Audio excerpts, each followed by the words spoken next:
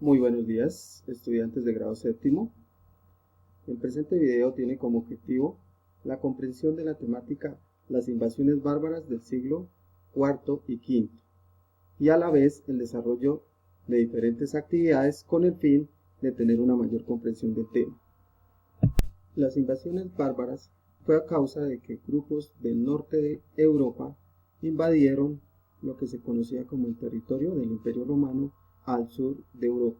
Estos grupos germánicos o bárbaros, me refiero a los visigodos, ostrogodos, vándalos, anglos, sajones, buscaban nuevos territorios para cultivar, para mejorar sus condiciones de vida, además de que eran atacados por otro grupo del norte de Europa, los hunos. Algo para resaltar de los grupos bárbaros o germánicos es que ellos, en el momento en que invadieron territorio del Imperio Romano Occidental, nunca los desplazaron ni cambiaron sus culturas. Simplemente se acomodaron y aprendieron de esta e incluso mezclaron sus culturas. La primera actividad a desarrollar tiene que ver con leer este texto a continuación y redactar 3 ideas sobre las invasiones bárbaras y la caída del Imperio Romano de Occidente, que fue en el año 476.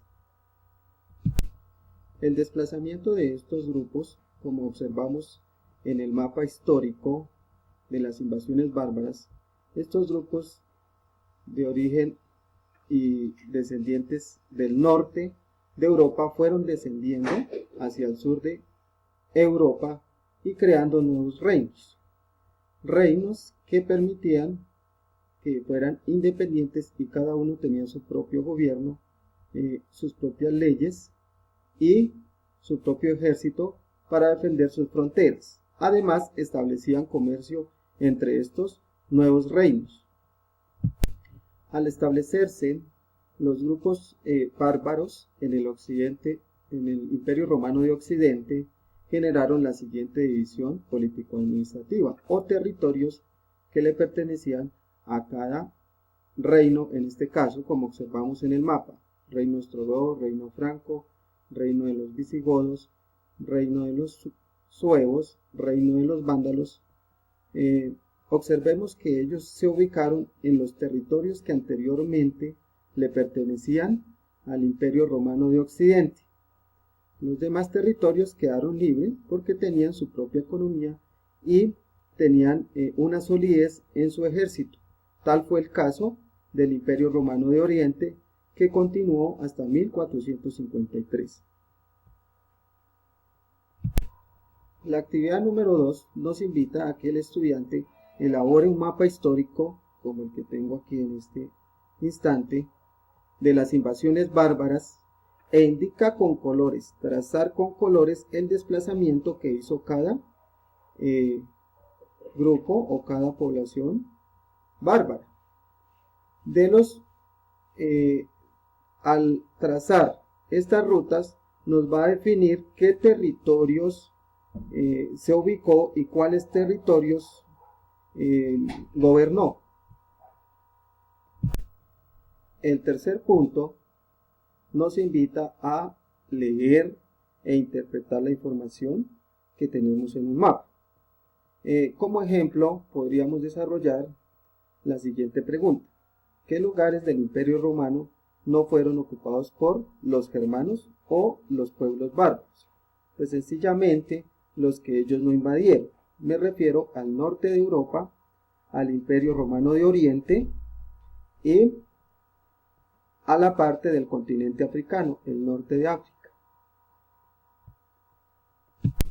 El cuarto punto dice: según la lectura anterior, resuelve las siguientes preguntas y elabora otras preguntas con sus respectivas respuestas de los textos anteriores.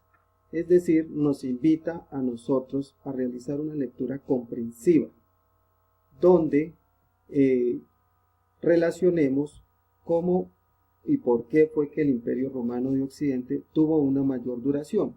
Recuerde que el periodo en que el Imperio Romano de Oriente se desarrolló fue del siglo V al siglo X.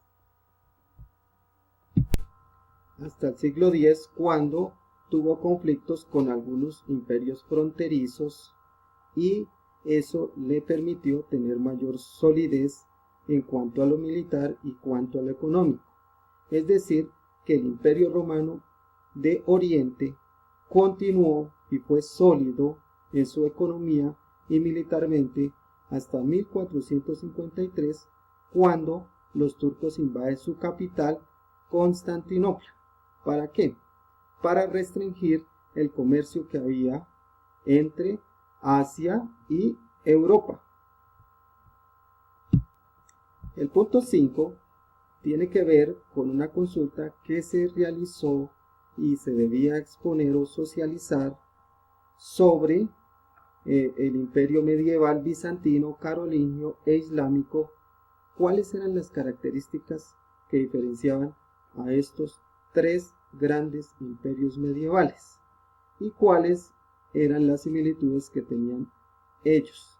La duración de cada uno, los gobernantes y los aportes culturales que dejó cada una de ellas a la sociedad europea.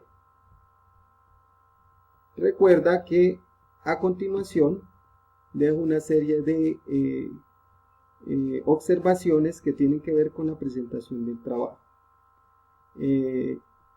Todo el trabajo debe desarrollarse en el cuaderno y posteriormente socializarse.